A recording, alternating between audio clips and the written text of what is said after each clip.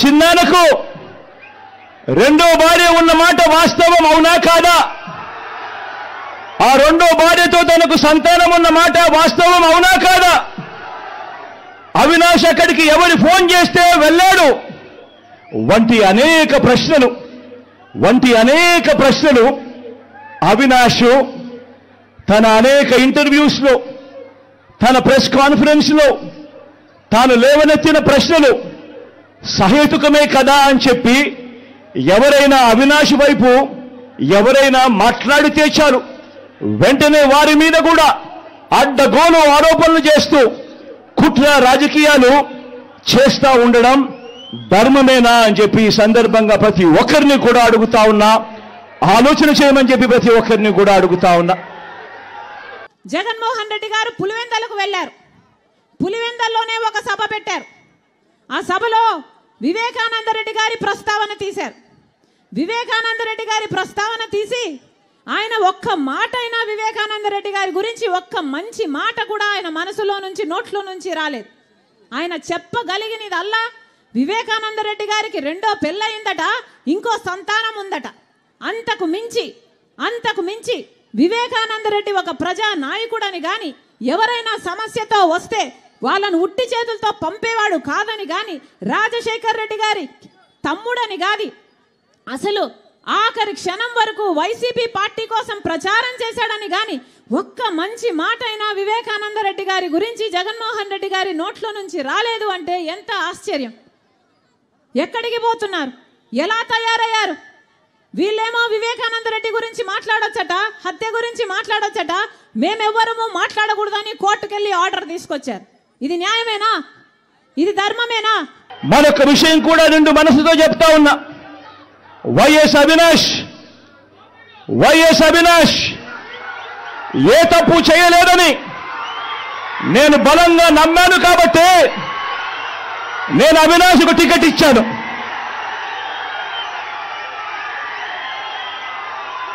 ఈరోజు అవినాష్ అడిగిన ప్రశ్నలకు సరైన సమాధానాలు చెప్పలేని వీరంతా చిన్న పిల్లాడైనా అవినాష్ను దూషించడం, అవినాష్ను తెరమరుగు చేయాలనుకోవడం ఎంతటి దారుణమైన కార్యక్రమమో అన్నది ప్రతి ఒక్కరూ కూడా గమనించమని అడుగుతా ఉన్నా. మా అందరికన్నా చాలా చిన్నోడు అవినాష్, చాలా చిన్న పిల్లోడు. అటువంటి పిల్లోని జీవితం నాశనం చేయాలని చెప్పి నిజంగా ఇంత పెద్ద వాళ్ళందరూ కూడా కుట్రల్లో భాగం అవుతా ఉన్నారంటే నిజంగా వీళ్ళంతా మనుషులేనా అని చెప్పి సందర్భంగా అడుగుతా ఉన్నా. ఏం చెప్తున్నారు?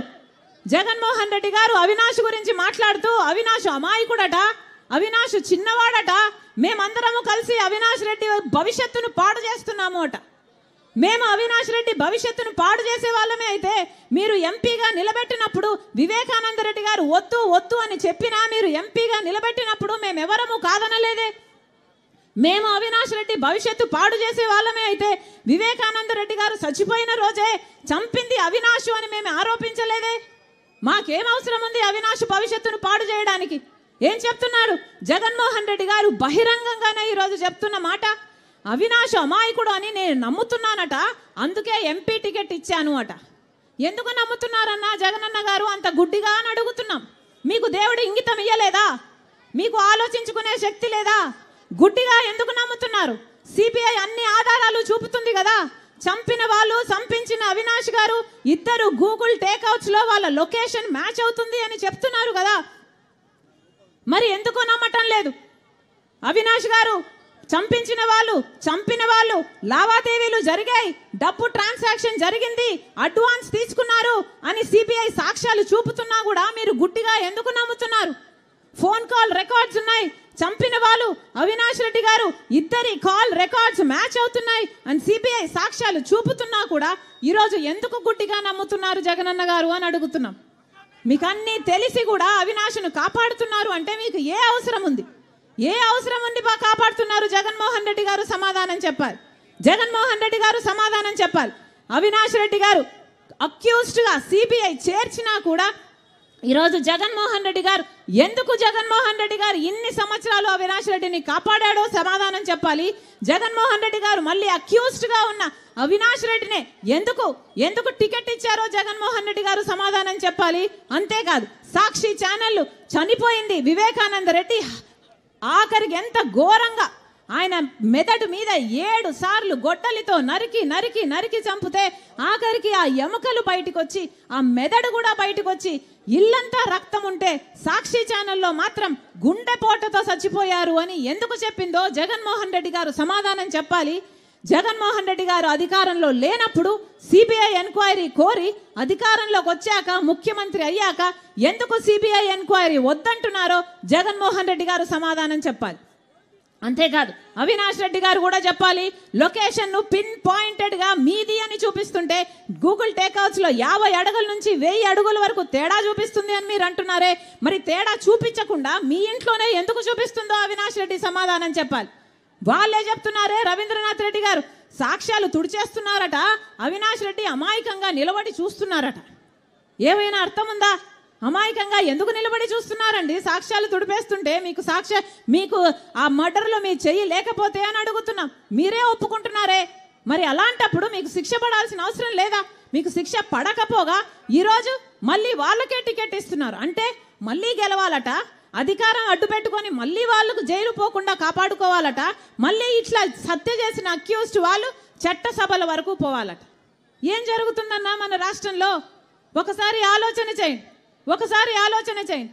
ఈరోజు జగన్మోహన్ రెడ్డి గారు ముఖ్యమంత్రి స్థాయిలో ఉన్నవాడు ఏం మాట్లాడుతున్నారు?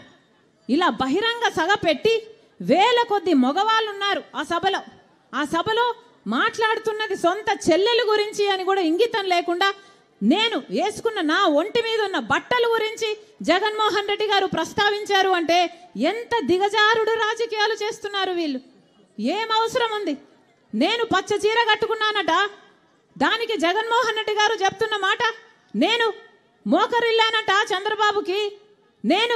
చంద్రబాబుకు మోకరిల్లి ఆయన ఇచ్చిన స్క్రిప్టు మక్కీ బట్టి నేను మాట్లాడుతున్నానట. ఏం మాట్లాడుతున్నారు? పచ్చ చీర కట్టుకుంటే తప్పేముంది అని అడుగుతున్నాం. పచ్చ కలర్ ఏమైనా చంద్రబాబు గారు కొనుక్కున్నారా? కొనుక్కున్నారా? ఎంత కొనుక్కున్నారు? చంద్రబాబు గారు ఏమైనా పేటెంట్ రైటా? పచ్చ కలర్ అంటే ఏమన్నా పసుపు కలర్ వాళ్ళదా? జగన్మోహన్ రెడ్డి గారు మర్చిపోయినట్టున్నారు. సాక్షి ఛానల్లో, సాక్షి టీవీలో, సాక్షి పేపర్లో ఎల్లో కలర్ ఉంటుంది, పసుపు కలర్ ఉంటుంది, పైన గుర్తుందా అన్న? పసుపు కలర్ ఉంటుంది. దానికి రాజశేఖర్ రెడ్డి గారు ఆ రోజు చెప్పిన మాట తప్పేముంది?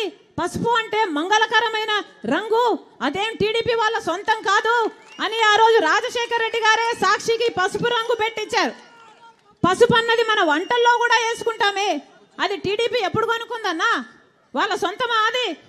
నేను పసుపు చీర వేసుకున్నానట, దానికి ఒక ముఖ్యమంత్రి హోదాలో ఉన్నవాడు ఇన్ని రోజులు సోషల్ మీడియాలో వాళ్ళ వైసీపీ మూకల చేత అయితేనేమి, వాళ్ళ కుక్క బిస్కెట్లు పడేస్తే దానికి ఆశపడ్డే పేడ్ ఆర్టిస్టుల చేత అయితేనేమి సోషల్ మీడియాలో నన్ను దూషించారు, తిట్టారు, అవమానించారు, బెదిరించారు, నానా రకాలుగా అవమానించారు.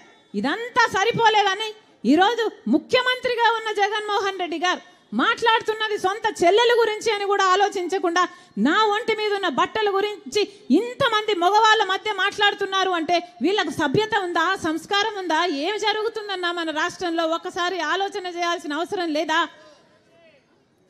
నేను మక్కీ కడుతున్నానంట, మక్కీ నేను చంద్రబాబు గారి స్క్రిప్ట్ తీసుకొని నేను మాట్లాడుతున్నానట. ఎవరన్నా మక్కీ స్క్రిప్ట్ చదివేది మీటింగ్లలో? ఎవరు చదువుతున్నారు? జగన్మోహన్ రెడ్డి గారు స్క్రిప్ట్ పెట్టుకొని మక్కీ వర్డ్ టు వర్డ్ చూసుకుంటూ చదివేది జగన్మోహన్ రెడ్డి గారా నేనా?